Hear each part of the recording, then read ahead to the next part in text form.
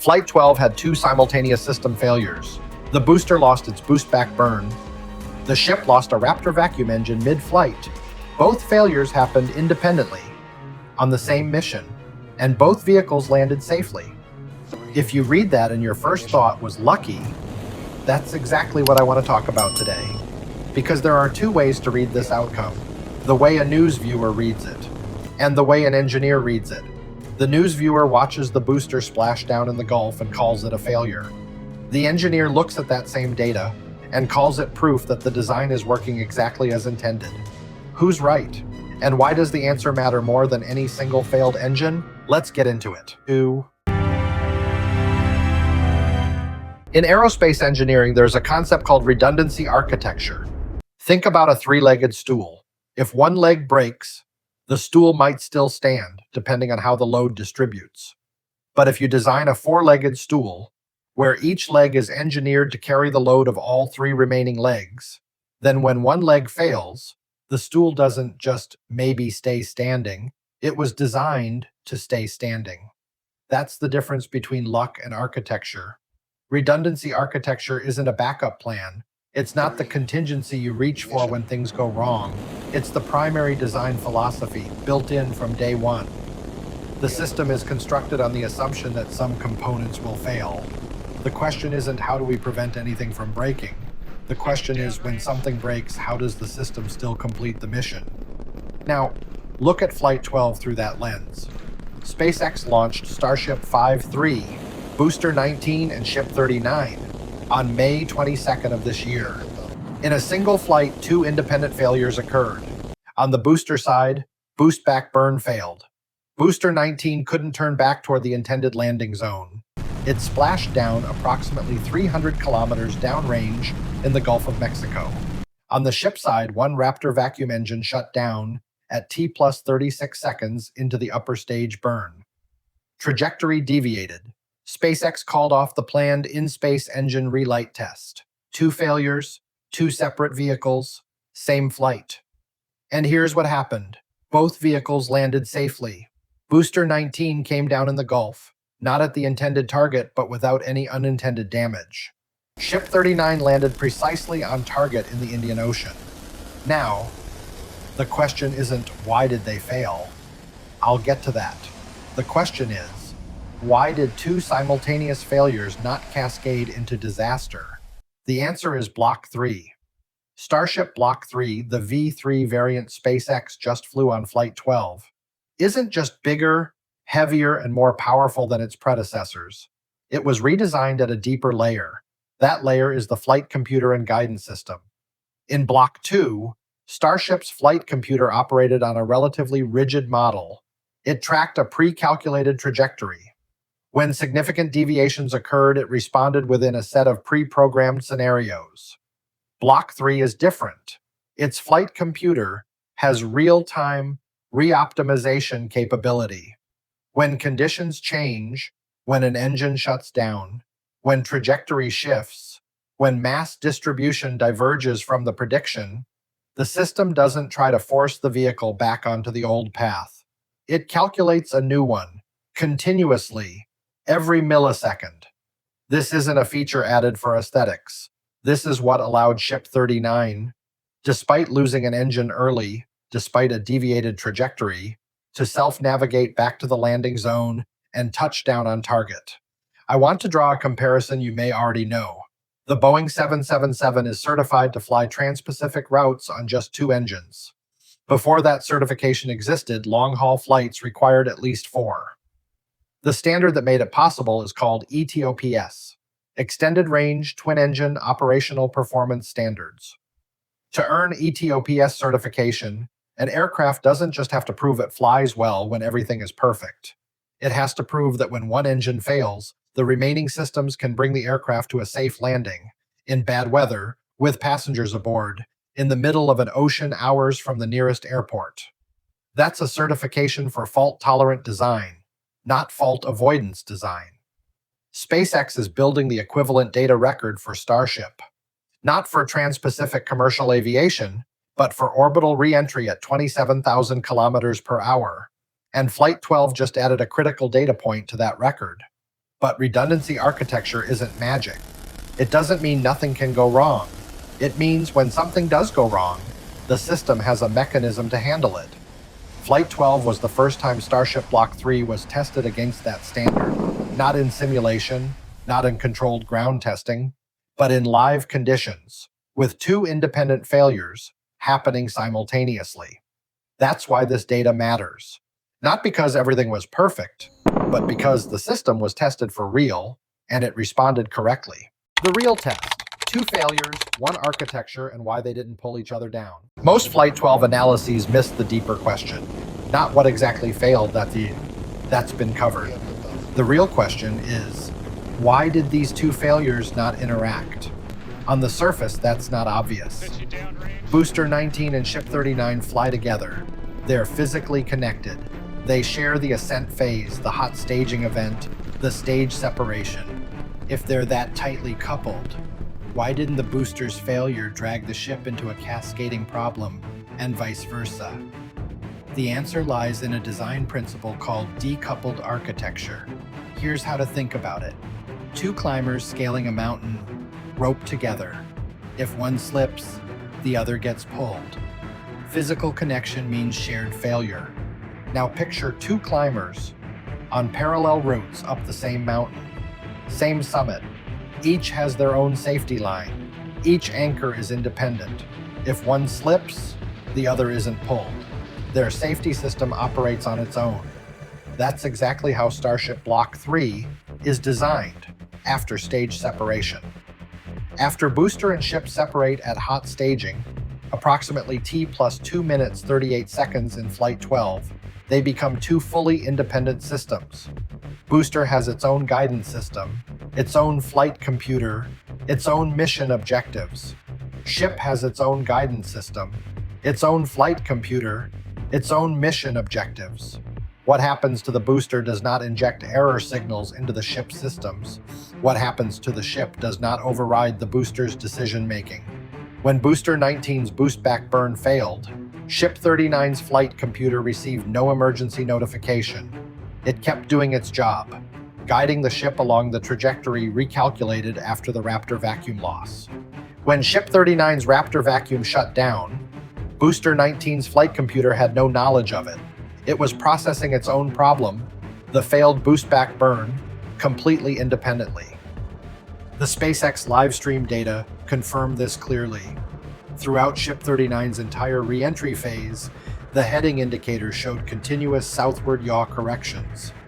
Not for a few seconds, not briefly, then stabilized, sustained across the entire primary re-entry phase. That was the flight computer working, recalculating, guiding the vehicle where it needed to go, despite the trajectory deviation caused by the early engine loss in ascent. Nobody at Hawthorne was hand-flying that vehicle in real time. The system did it autonomously. And here's the part worth saying clearly. Ship 39 didn't just make it back. It made it back on target. I want to place that against a historical benchmark, not to diminish anyone, but to show how much genuine progress has been made. In 2012, Falcon 9 on mission CRS-1 lost an engine during ascent. The vehicle still reached orbit, a real redundancy win for Falcon 9 at that time. But the Dragon cargo capsule couldn't reach its planned ISS orbit. A single failure point in one place affected the total mission outcome. That was Falcon 9 in 2012, an already advanced rocket by any standard of the era. Flight 12 of Starship had 2 failures across 2 separate vehicles, and both vehicles completed their mission profiles at an acceptable level. That's 12 years of architectural progress, visible in a single flight. Decoupled architecture doesn't mean failures leave no consequences. Booster 19's boostback failure had a very specific consequence, and I'll get to that shortly. The FAA Mishap. Why this is the oversight system working correctly. After Flight 12, the FAA issued an official statement. They classified the flight as a mishap, an incident requiring investigation, and immediately the headlines followed. SpaceX under FAA investigation. Starship Flight 12 classified as mishap. Future of Flight 13 uncertain. If those headlines were all you read, here's what I want to explain today. A mishap investigation is not a red flag. It's the oversight system functioning exactly as designed. Start with what the FAA actually said, not the headlines. The official statement. First, the FAA confirmed no public property damage. Where did Booster 19 come down? In the Gulf of Mexico, hundreds of kilometers from shore, from residential areas, from any infrastructure. No homes affected, no vessels threatened, no public property damaged. Second, the FAA confirmed that 6 commercial flights faced departure delays and 5 aircraft were held in holding patterns due to the debris response area activated after the Boostback failure.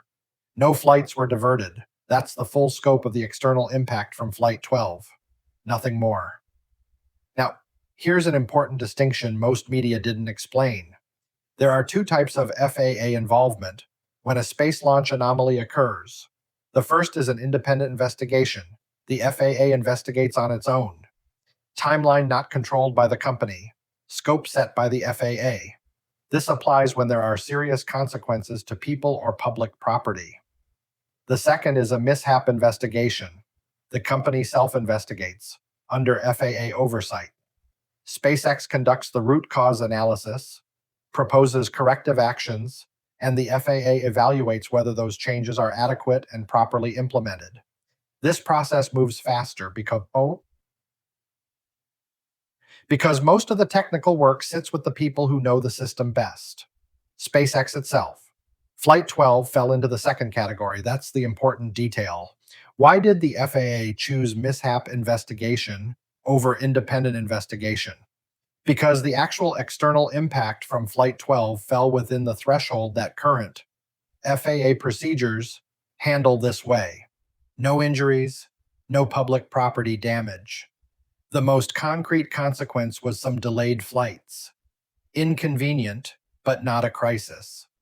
But a failed boostback burn and a booster landing 300 kilometers off target is a significant enough anomaly that the FAA needs to ensure there's an investigation, corrective actions, and approval before the next flight. That's not punishment. That's oversight doing its job. Now, many people are asking, does this delay Flight 13? The honest answer, much less than you might think. Here's why. SpaceX would investigate the boostback failure root cause regardless of the FAA. That's mandatory engineering work before anyone would want to fly again. You can't launch a rocket you don't understand. Specifically, one that failed to do what it needed to do on the previous flight. The FAA's mishap classification doesn't create additional technical work. It adds one layer of approval paperwork. SpaceX submits findings and corrective actions. FAA reviews and signs off. One extra administrative step in an already complex process. Annoying, but not the real bottleneck. So what's the real bottleneck for Flight 13? This is the answer most analyses are leaving out. The bottleneck isn't the FAA, it isn't paperwork. The bottleneck is the unanswered technical question Flight 12 left behind. Why did the boostback burn fail? And how do we ensure it doesn't happen again? SpaceX needs to answer that. Retest at McGregor. Confirm the fix holds before rolling Booster 20 to the pad. That's the real work, and it takes time. The data suggests, if analysis and testing don't surface unexpected additional findings, Flight 13 could target a window later this year. But I won't commit to a specific timeline when the biggest variable is still an unanswered engineering question. There's one more FAA-related point worth making, and it's actually good news buried under a negative headline. The FAA activated a debris response area after the boostback failure. That had real-world impact, delayed departures, aircraft in holding patterns. Those are genuine consequences of a booster landing 300 kilometers off plan. But that system worked exactly as designed. The FAA has a response mechanism for situations like this. It was activated. No aircraft were diverted. Nobody was put at risk. That's the aviation industry's safety architecture operating in parallel with and independently from SpaceX's own safety architecture. When multiple independent safety layers all activate correctly on the same event, that's not a sign of crisis. That's a sign of a mature system. The limits of redundancy, why the catch attempt was delayed, and why that's the right call. I've spent a lot of time on what redundancy architecture accomplished in Flight 12. Now I want to talk about what it didn't accomplish and why that matters. There's a milestone the Starship program community has been watching closely: the booster catch. The chopstick catch, the massive mechanical arms on the launch tower at Starbase, was pulled off successfully with Booster 13 on Flight 5, then with Booster 14 on Flight 6 and 7. Some of the most watched moments in Starship history: a 472-foot tower catching a 230-foot rocket falling from the sky. Many people expected Flight 12, or at least Flight 13, to continue catch attempts, this time with Booster 21. That's likely not happening, at least not yet. Here's the specific technical reason, and I want to be clear about this. A successful catch requires three things, executed in sequence within precise parameters. 1. Boostback burn succeeds. The booster reverses course, reduces velocity correctly. 2. Landing burn succeeds. Further deceleration to bring the booster to the landing zone at the right speed and trajectory. 3. Arrives at the right position, at the right velocity, so the chopsticks can execute the catch with the precision required. Booster 19 couldn't complete step 1. Boostback burn failed.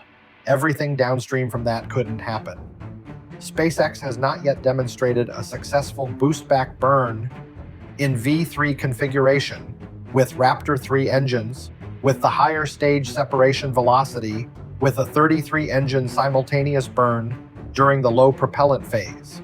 And here's the critical question: would you attempt a catch, putting the chopsticks, the tower, the entire ground infrastructure at potential risk, before proving the booster can reliably arrive at the right position? Any serious engineer answers no. The data indicates Booster 21, not Booster 20, is the next catch candidate. And only after SpaceX has demonstrated at least one successful boostback burn from a V3 configuration vehicle. Why not Booster 20? Booster 20 hasn't yet completed cryo testing, the baseline structural validation required before any booster advances further. And with new data from Flight 12, SpaceX will want to review Booster 20 carefully before proceeding, ensuring any lessons from Booster 19 are incorporated now before it's too late to act on them. That's the logical sequence of engineering problem solving. Not a setback, the right process. This is commonly misread. The delayed catch doesn't contradict the argument that redundancy architecture is working. Both things can be true simultaneously, and both are. Redundancy architecture keeps vehicles from being lost under failure conditions. It isn't designed to guarantee every secondary mission objective is achieved. Think of it this way: a commercial pilot loses one engine over the Pacific and lands safely in Honolulu. That's redundancy working correctly. That flight didn't reach Tokyo as planned,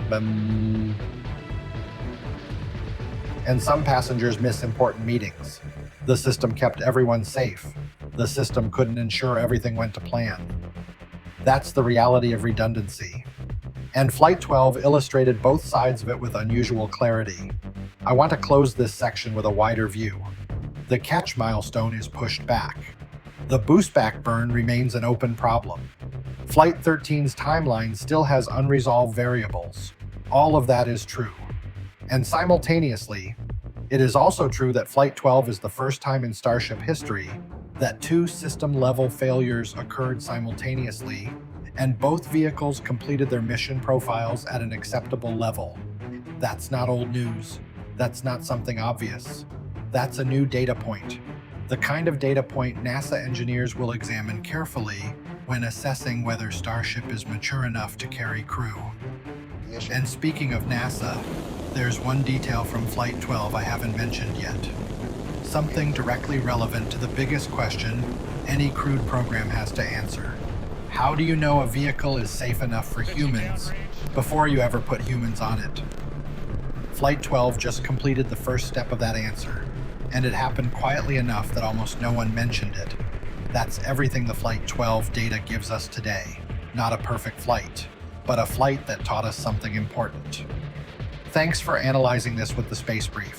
If this perspective added value, like, share, and subscribe so we can keep reading the data correctly together.